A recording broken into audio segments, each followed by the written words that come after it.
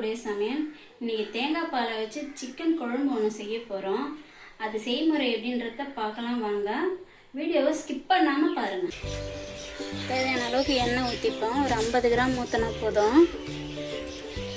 50 gram போல் எண்ணெய் ஊற்றிப்போம்.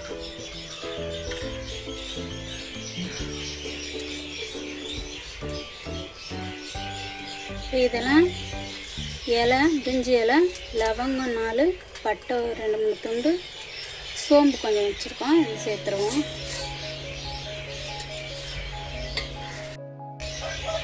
நம்ம போட்டது எல்லாமே பொரிஞ்சிருச்சு. இந்த ஸ்டேஜில் வெங்காயம் பொடியை கட் பண்ணி வச்சுருக்கேன். வெங்காயம், கருவேப்பிலை சேர்த்துருவோம்.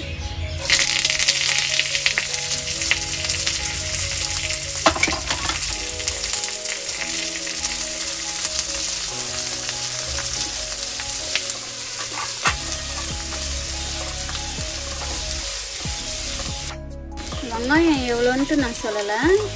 அதனால் ஒரு 2லேருந்து 3 வெங்காயம் நல்லா பொடியாக கட் பண்ணிட்டீங்கன்னா குழம்பு நல்லா கிரேவியாக இருக்கும். வெங்காயம் இந்த அளவுக்கு பொன் விரவலாக வதங்கி வந்ததுக்கப்புறம் நம்ம தக்காளியை சேர்த்துருவோம். 2 தக்காளி பொடியாக கட் பண்ணி வச்சுருக்கேன்.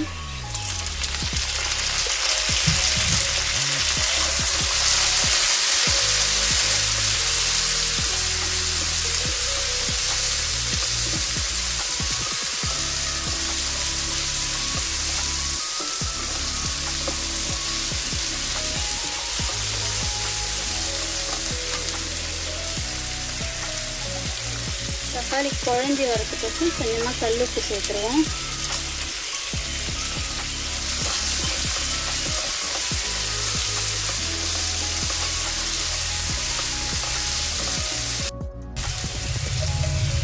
தக்காளி பாதி வதங்கினதுக்கப்புறம் 2 ஸ்பூன் இஞ்சி பூண்டு பேஸ்ட் போட்டுருவோம்.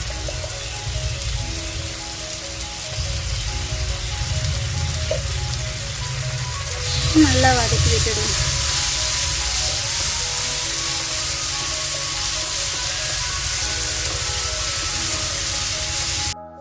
தக்காளி வெங்காயம் நல்லா வதங்கிடுச்சு.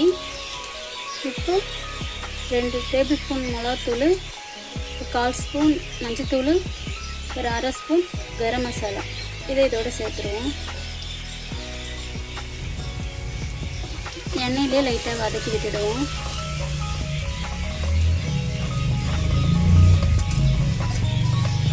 எண்ணெயிலே நல்லா மசாலா வதங்கிடுச்சு.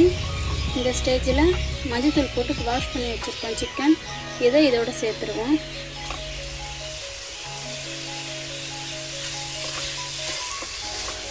நல்லா மசாலாலாம் 4 பக்கம் பரவுற மாதிரி கலந்து விட்டுடுவோம்.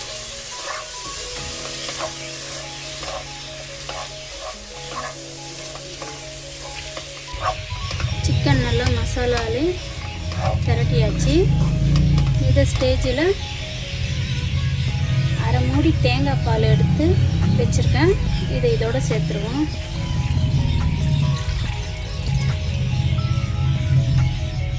இந்த சிக்கன் தேங்காய் பால்லையே நல்லா வெந்து வரட்டும்.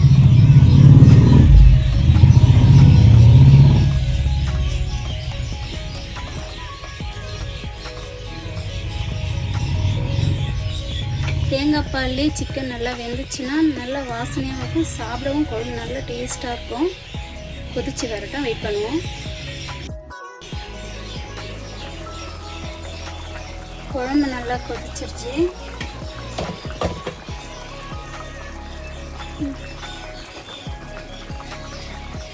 ஏற்கனவே உப்பு போட்டிருக்கோம். இப்போ குழம்புக்கு தேவையான அளவு உப்பு போட்டுருவோம்.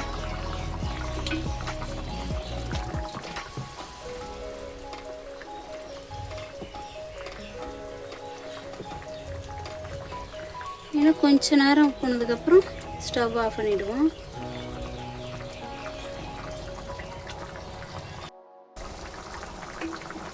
தேங்காய் பால் சிக்கன் குழம்பு ரெடி ஆயிடுச்சு. இப்போ ஸ்டவ் ஆஃப் பண்ணிவிட்டு வேறு ஒரு பாத்திரத்துக்கு மாற்றிடுவோம்.